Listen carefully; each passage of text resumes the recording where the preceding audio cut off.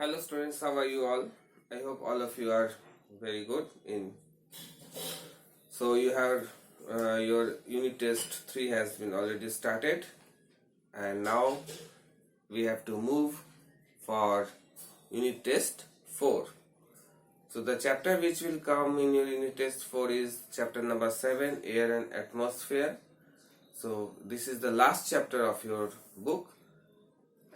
Okay, so we will start this chapter now. So this is the chapter name of the chapter is Air and Atmosphere. Very common chapter to you. You have studied this chapter in last year also in class 6, Air and Atmosphere.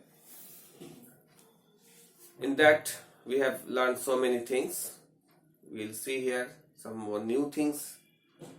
Basically, we learn here in this chapter, in this class, that is the composition of air. So all of you know air is very important for the sustenance of life on this earth. If there is no air, life will not exist on this earth, isn't it? Because it provides oxygen and carbon dioxide basically for all living things that we need. Animals need oxygen and plants need carbon dioxide for photosynthesis. So these are the main two important components of air that are very important for sustenance of life on this earth's surface. But beyond that, other gases are also present in this air. We will see here the name of the gases which are present in this air and also their uses, properties, etc. So one by one we will see that. So first of all, the composition of air. First topic of this chapter that we have to learn, that is composition of air.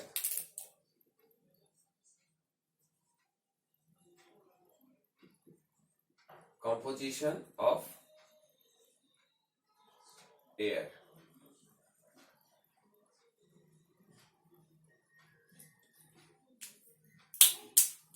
So composition of air means, if we classify, you can see in your book also that first is the maximum number that is present in the air is nitrogen.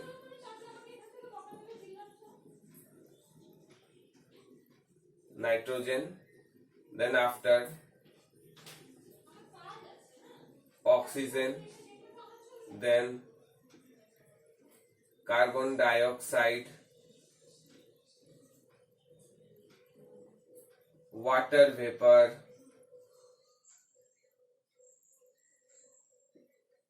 noble gases, and then dust particles. So all these things are present in this air. So nitrogen is present in the air is the maximum percentage. So we can see here it is about 78%. It is given in your book 78.09%. So you can take it also. 78.09% is of this earth surface air is nitrogen, and oxygen is about 20.95%, and carbon dioxide, that is of 0.92%. Okay, and the percentage of these noble gases, dust particles are very traces, and water vapor also, humidity, it also depends upon the, basically main percentage is this one. Okay, beyond that, this dust particle, noble gases, very traces, is contain very less.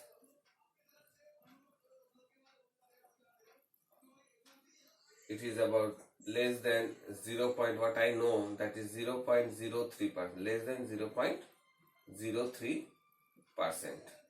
Okay, and dust particle and water vapor depend on the places. So if you go to the coastal places, percentage of water vapor will be high. If you go to the hill stations, the percentage of water vapor will be less. If you go to the cities, the dust particles are very industrial areas, dust particles are more. If you go to villages and hilly areas, snow mountains, the dust particle is very less. So we don't write them in percentage. Okay.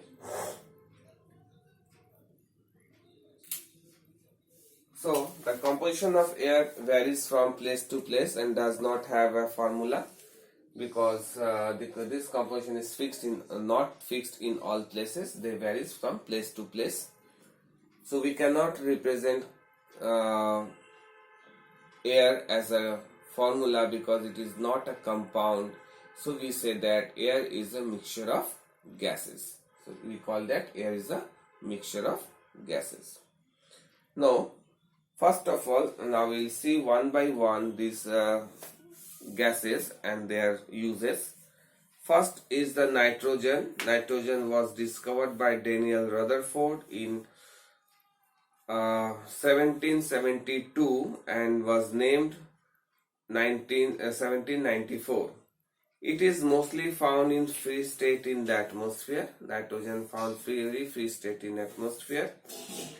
Nitrogen is very essential for the growth of plants and animals. It is very important because nitrogen, it is important for constituent of chlorophyll. It is important in the cell of the green plants. It is also important for the production of protein in the human beings. So nitrogen has many uses. So one by one we will see these things.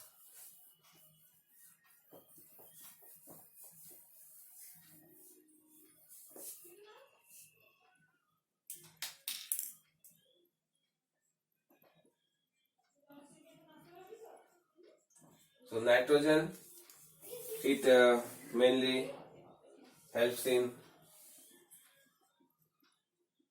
growth of plants, okay, and animals.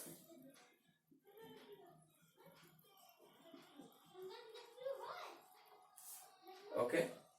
Second, it also important constituent for the chlorophyll. Important constituent of chlorophyll. So it is also help in the production of protein. It also helps in the protein synthesis. It also helps in protein synthesis. Okay. So these are the main important functions of nitrogen. So nitrogen can also be prepared in the laboratory. Nitrogen can be prepared by several ways. One of the method that to pass air over the hot copper gauge.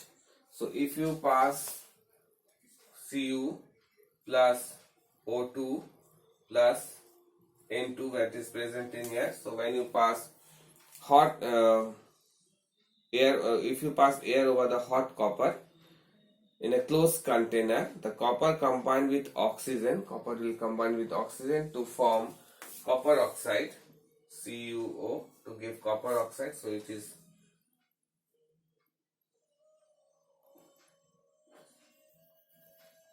is copper plus this 2 makes a air, but a copper will react with oxygen only to give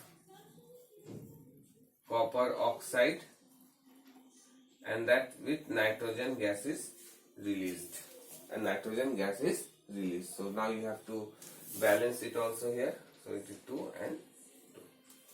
Okay. So in this way we can also get nitrogen, we can separate nitrogen from the air. So uses of nitrogen. Uses of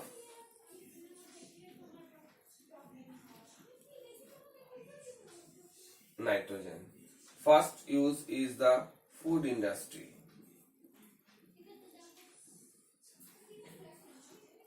Food industry means it helps in because nitrogen is non-toxic, it is used to preserve food. In food industry, used to preserve food. So many packaged foods, like you generally take the chips packets, potato chips. It is fluffy. It contains lot of air inside it, but it is not air. It is filled with nitrogen gas. Because liquid nitrogen is also used as a refrigerant in food freezing food also. Liquid nitrogen used for food refrigeration. Okay. Next is the manufacturing chemicals. Manufacturing of chemicals. Manufacturing chemicals. One of the important use, that is nitrogen plus reacts with hydrogen to give ammonia, is NH3, and you have already learned this reaction, that nitrogen plus hydrogen gives ammonia. So many things we have to use here. You have to use here and do this experiment in the presence of catalyst as iron at 450 to 500 degrees Celsius. Okay, and also 200 atmospheric pressure is needed, and it is also a reversible reaction. It is also a reversible. If you increase the temperature, ammonia will decompose to form again nitrogen and hydrogen. So it is a reversible reaction also. So ammonia is used for this. Ammonia has many uses for fertilizer industries. Ammonia is is manufactured in large scale by this method. That process is called Haber-Bosch process. For this process we use here the process that we call, it is called Haber-Bosch process. Okay, it is called Haber-Bosch process. Very important process. Next, nitrogen is used in manufacturing nitrogenous fertilizers like ammonium nitrate, NH4NO3. It is also used to make calcium cyanamide, CN4 which is used as a raw material for urea production. Urea is used as a fertilizer. Nitrogen is also used in the manufacturing of compounds like nitrogen, such as trinitrotoluene, TNT. It is used as explosive. It is used in bombs making. Nitrocellulose and trinitroglycerin, all are used as an explosive. Next is nitrogen is also used in the dyeing industry for making dyes that are used to color fabrics. So these are the important uses of nitrogen gas.